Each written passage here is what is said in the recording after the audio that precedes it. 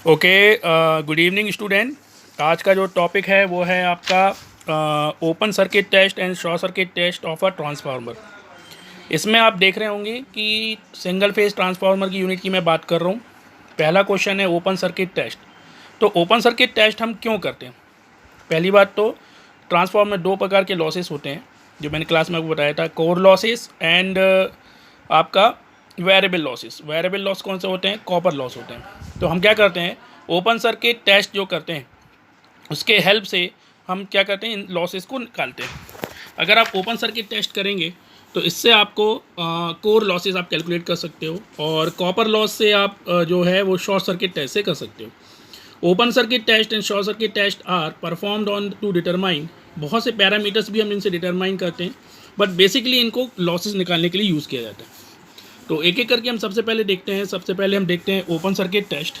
तो open circuit test जो है, आप देख रहे होंगे कि एक बड़ा ध्यान देने वाली बात है कि आपको सारे इक्विपमेंट किस साइड रखना है, लो वोल्टेज साइड रखना है। ये वॉट मीटर है, ये आप देख सकते हैं वोल्ट मीटर लगा हुआ है एंड एमीटर। और आपको जो सेकेंडरी है वो जो हाई वोल्टेज है उसको क्या करना है, ओपन सर्किट रखना है। ठीक है। और ये जो है यहाँ से ये ऑटो ट्रांसफार्मर लगा हुआ है, यहाँ से आप एसी सप्लाई देंगे। जब आप जैसे ही इनको सप्लाई देंगे, वायर चेंज करेंगे, तो आप देखेंगे आपको तीन रीडिंग्स मिलेंगी यहाँ पे, ammeter, volt meter and watt meter. जो भी वोल्टेज आप यहाँ सेट करेंगे वो वोल्ट मीटर की रीडिंग हो जाएगी यहाँ पे। ठीक है।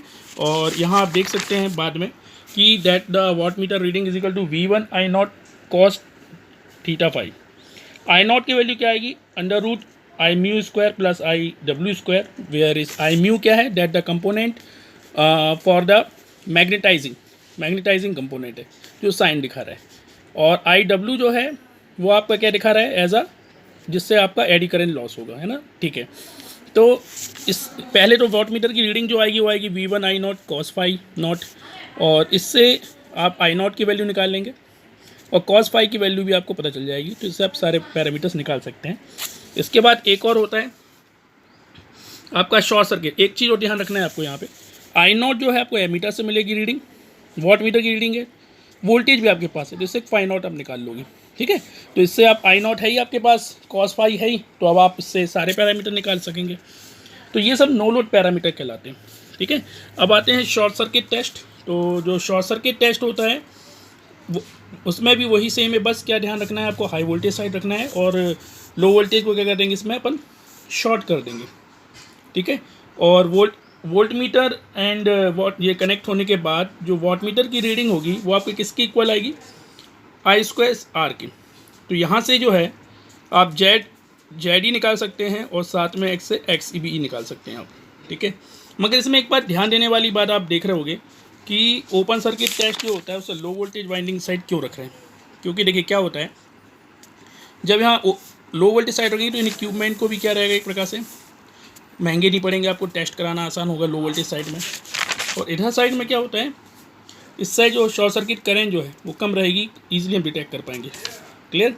तो इस चीज़ को बहुत बेसिक ध्यान रखना है। तो ये है open circuit test and short circuit test for the determining the transformer. ऐसा ही मिलता जुलता बिल्कुल सेम टेस्ट है, आप देख सकते हैं संपनर टेस्ट। संपनर टेस्ट क्या होता है, एक ऐसा टेस्ट है जो एक ही समय पे दोनों टेस्ट बता देता है।